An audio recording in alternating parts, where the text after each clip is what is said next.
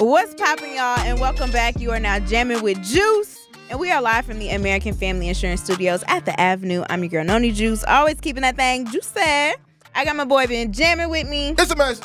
And we are joined by some beautiful guests in the room. We got Ro.ya.le, Tech.Nique in the spot. We got Yaya, we got Portia, we got Kevon, and we got Terry in the building talking about their performance that is going to be at Pride Fest on June 7th. It is on the Intersection stage at 9 p.m. and it is the Hue Review BIPOC Cabaret Show, right? Yes. Woo, woo. Okay, I got that one down. But Yaya is also going to be having a class, the Sensual Movement class, also Friday, June 7th at 6 p.m. on the Intersection stage. Now, what will you be doing with that? You know, because that's a busy day for you because you're going to be teaching a class and then you guys got your performance. So walk us through that. It's actually really an honor. So this is the first class, dance class in general, that they're having in Pride Fest history, Milwaukee Pride Fest history. So I'm honored to be that person and to have the heiresses on my side. What we're going to do is, it is a heels type class, sensual movement. However, heels are optional. So for the kings and queens, the heirs and heiresses who will be joining at Pride Fest on Friday, we highly encourage you to join. It'll be beginner friendly. We'll go through some cute body confidence, knowing how to assert yourself, knowing how to feel sexy and confident in who you are and your sensuality. And then we'll learn a cute little routine that we'll all have. We'll put it in a cute little bow at the end so we can have a video to commemorate what we did for the hour. So from 6 to 7, meet us there. You'll see some girls in black and a splash of color. That's the heiresses. And then join us at 9 p.m. for the actual show. Yes. Beginner friendly, you said, Beginner right? friendly. Okay. And, the girls is probably side-eyeing me right now if y'all could see them because sometimes they say, I don't know what beginner means. I mean, Yaya, I have went to your beginner heels class. I did not participate. Yes. I didn't participate. Yes. I watched, and I'm like, wow, that looks way more beginner than what I am capable of doing. Yes. But everyone's a little different, And to be fair, it's industry standard. So industry standard beginner is very different than beginner. Where the people be like, oh, Milwaukee, we're not as competitive as LA. I beg to differ. So the girls and the boys can do exactly what an LA dancer can do. So that's what we believe in. But on Friday, it will be a Milwaukee beginner class, just for those who are wondering. So please do join us. And again, you don't have to wear heels. You can wear any tennis shoes. You can wear, ballet shoes, whatever you want to wear, whatever you feel comfortable in. Oh, yeah, because everybody there going to be turning up for Pride Fest. So I don't think they want to just walk And they already got their cute outfits on anyway. So you might as well be over at the stage. Okay? Now, how did you ladies get down with Pride Fest? Oh, man. So we actually, before Ro.ya.le Tech.Nique, one of my really good friends, I mentioned her on the last interview as well, Shalom Unique. Shout out to Shalom. That's my girl. She has an organization, Problematic Queens. So the first time we ever were at Pride Fest was 3 years ago, 3 years ago. And I had the opportunity to choreograph a piece for UPQ. And then Shalom choreographed another piece. And so that was our first time ever being there. From there, we performed a second time last year. And then this year, they asked me initially for the class. It wasn't to perform as Ro.ya.le. They asked, like, hey, we love what you're doing. We love your choreography. Would you like to come teach? And I was like, period, say less. And then from there, they were like, while we're here, do you guys happen to have opportunity a chance? I know your schedule's busy. And I was like, oh, absolutely. We'd love to be there. So we had the great connection 3 years ago with Unproblematic Queens. From there, we've been following each other on social media. Natasha, who's the lead of the Intersection stage, she's the stage manager. Yeah. She's stayed connected, been on social media, liking everything. I love people like that really support you as an artist. And she said, I want to continue to give you opportunity as an artist. Gotcha. Yeah. You know what, Yaya, because we are kind of running a little short on time right here, and we need to get back on track. When we come back, I would actually love to talk to Ro.ya.le Tech.Nique about your support for Pride, this being Pride Month as well. I am Ben Jammin. That is Carrie Noni Juice. Truth Nation, all the Juicy Jammers. When we come back, we will talk a little bit more about Pride Month and the support for Pride. Right? Yeah. Right? It's your boy Ben Jammin. That's Carrie Noni. Whoop, whoop. There I am. What it is. Jammin' with Juice returns after this on 1017 The Truth, The Truth app, 1017thetruth.com, and streaming live on YouTube. This is Jammin with Juice. You are now listening to your boy Ben Jammin. That is Cartegena Juice. And we have Ro.ya.le Tech.Nique in the building. You're struggling with that a little I bit. gotta accentuate my words. You're That's all funny. I gotta do, okay? But one of the reasons we're speaking with Ro.ya.le Tech.Nique today is because they are actually participating in Pride Fest on June 7th. All right, that is this Friday. And on our last break, coming back from our last break, one thing I wanted to talk about is you ladies' support for Pride, right? Where does that come from? I think that just comes from almost like the DNA of the group. I feel like, we also have some members that are a part of the Pride community within our group. You guys have some gay members? Well, yeah. That was I'm just saying. It's okay. I mean, hey, 2024, we won't need no more, okay? Yes, but essentially we do have several members that are a part of the entire the community. So essentially it's a part of our DNA. It's a part of us. You know, we support and have that respect for those members. We have respect for people in our life that are a part of that community as well. So it's also bringing back that appreciation and also, you know, having just a vibe with them, like having the ability to have fun with them and showcase to them that, like, you're seen, you're respected, you're loved regardless. So I think that's a part of us just being in this group of like, hey, like, we about to party with you and have a great time with you and showcase that we love you regardless of anything that happens. Allyship. Allyship, yeah. Is there any... You ladies dance, but also part of you ladies dancing is you also being comfortable in your sexuality. How did you ladies come about even, like, does dancing help you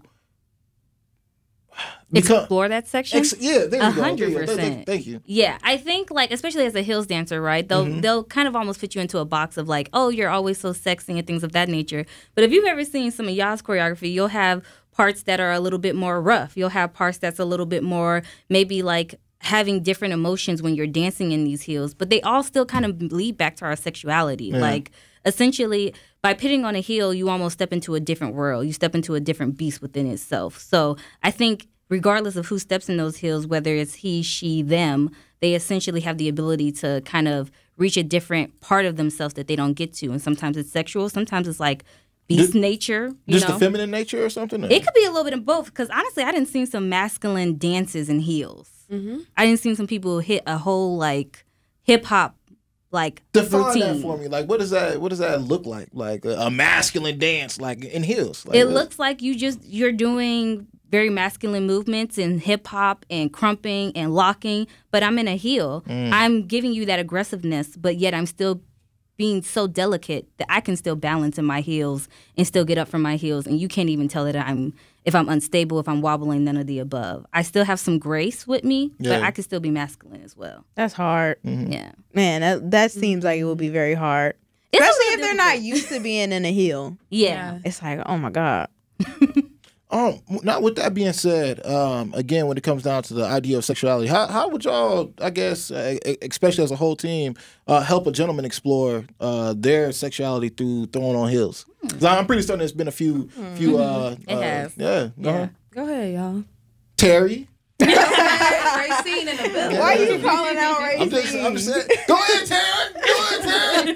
No, that's all good. I feel like regardless, male or female, my one advice would be come with confidence. If that means you got to put on your baddest outfit, whatever it is, that when you look in the mirror, you feel good, come with that. You might get the moves wrong, but if you look back in that mirror and you know, whatever's popping, whatever's poking, you're going to have confidence. So I definitely recommend coming with that, whether that's makeup, whether that's an outfit, new fresh cut, whatever it is, come with that so you can start off being confident. And then with that, you figure out yourself. You figure out your technique, your balance, and you work on those things. But you come with no expectations except for having joy, and then you leave having skill and something to expound on. So I definitely think that helps with your sensuality, finding yourself as well. Like, do you like it rough? Real life and during dance. Yes. So like, do you like it rough? Do you like it soft? What type of lover are you? How can you translate that while you dance? Yes, of course. It's an expression. It's the same thing if you're, not to take it that way, but doing gospel, you have to express yourself. You have to be able to portray that to your audience. So it's having those facial expressions expressions, not experiences, but those facial expressions to be able to show and portray that. And that's your body language as well. Like that's us sitting, having body language. You got to be able to work on that and give that to your audience. I think it's actually really cool. We have an air that's a part of Ro.ya.le Tech.Nique that has a duality. So he has both femme and masc. I'm gonna ignore you, but you know, so he has both femme and look at me to Noni specifically. You see, no, so he's got both. He identifies with both femme and masc. Okay. So he hasn't quite gotten to a full stiletto heel, but he does have Latin heels for those who are familiar with the Latin form of heels. And it's really cool because him dancing with us for his first season, he came with a whole bunch of women who are very comfortable in their sexuality, or at least were able to fake it enough to feel like, okay, we know you've been through some stuff, right? Yeah. And it was really cool because he's like, hey, some days I am very feminine. Some days I'm very masculine. And I have that duality where I have to figure out when I pop into rehearsal on this Friday, what do I feel today? And what am I giving? And what does the choreography? And what is she asking for me? Yeah. So there's a time I had him play a mask role. So it was the beginning and the first 8 count. And I know Terry is going to crack up. The first 8 count, I had 2 of the heirs who are in Ro.ya.le Tech.Nique. And I said, I'm in the center. They're on the sides of me. I said, I want you guys to literally like choke me. And so, my God. So I did a back bend and they were like grabbing my neck, kind of like very, and it was the song, what's the song? I'm calling you daddy. Yeah, okay. Yeah. Okay, just stay with us. Stay with us. So then, mind you, both of them have femme and masc qualities. Okay. And for some reason, they were just so soft. It was so feminine that day and for a couple weeks. So after week 3, Terry said, now listen, y'all likes it rough. What you need to do is, and it was the most hilarious thing because even as a woman who identifies with a lot of femininity isn't boxed in to just be soft. Femininity is also, and we talked about this with Crown Me as well, femininity also has the edges, the roughness of it, where I do have masculine qualities. Even though I love to wear stiletto, I do have that rawness, that grunginess, that hip-hop masculine qualities of me. So it was really cool to see some of our members who have that duality and have someone who's should be in the box of feminine saying, hey, let me show you how she wants to see this, back to her point. What are some of the differences between teaching someone a masculine way of dancing to something and then a feminine way of dancing to it? Like what? Because I feel like, like how would you teach, like how do you say, okay, you dance it more masculine and you dance it more feminine? Yeah. What does that really mean? I think it's a good question for me because I'm really big on a blurred line, meaning the social constructs tell you that femininity is soft. I disagree. So for me, if I'm going to go teach Portia or Kevon or Terry heels choreography, and let's say it's Robin Thicke, Teach You a Lesson, right? So we know that's a real flowy, very soft song. It's easy for me to say, I want you to be vulnerable and I want you to be raw in how you feel. And I actually do something how I choreograph is I have some type of a blueprint that aligns with the artist itself. So for me, Teach You a Lesson, I actually a good example is Terry with Crown Me. She had a very poetic, it was the Beyonce, if you saw her performance, I forgot which performance it was, but she had, was it Flawless? Yeah. She had this poet, spoken word that was just so impactful. If you haven't seen Crown Me, check it out. And pretty much it was saying we teach men that they have to go marry women and women can't be better than the man. Otherwise, you're now demeaning your man, right? So you have to be less than the man. So she had this whole section, 30, 45 seconds worth of choreography that I said, I want this to be the most rawest form, the softest form that you can be in. So to me, that was very feminine, right? And Terry's now going through the idea of how do I connect to this on my personal experiences? So now Terry's dragging in small moments that she may not have felt exactly the words that were happening, but how do you get emotions that are relative towards what they're saying to be able to portray? So for me, it's like a blurred line. Is there really a masculine and a feminine? In its natural form, people say that anything that's grungy and hard hitting is masculine. I disagree. Yeah, because to you, you're kind of saying that being feminine and the femininity also comes with being dominant. Correct. Yeah, and you could be dominant and Yes. feminine, and Yes. that like works together. Absolutely. Got it. Absolutely. So I don't, the social construct, and this is just me as Ya-Ya, right? It is just you. So this, just the social construct of saying, period, of saying that softness versus hardness, it defines a social construct. Sure, we live in a society, we have to adhere to social norms or at least recognize them. Right. But as an artist, I don't blur that line. I don't define that line to say, once we get into hip hop, be a man. No, that's not valid. Yeah.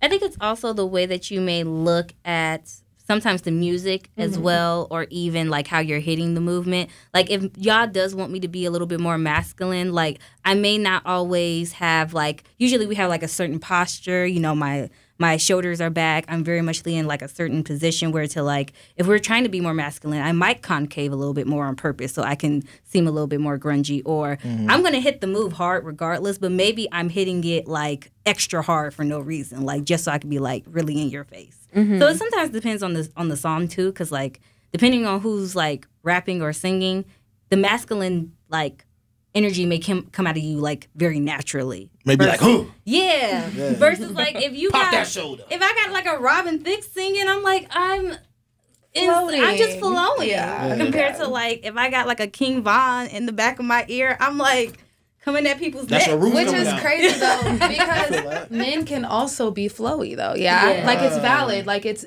valid. That's why I go back to the social construct. A man can be flowy. Yeah. Now I'm not saying you got to come out with your nails done. I'm not saying that. I'm saying there are male ballet dancers that eat, and they're masculine. To see a man in their rawest form and just the beauty of the body, like really appreciating the strength of the body.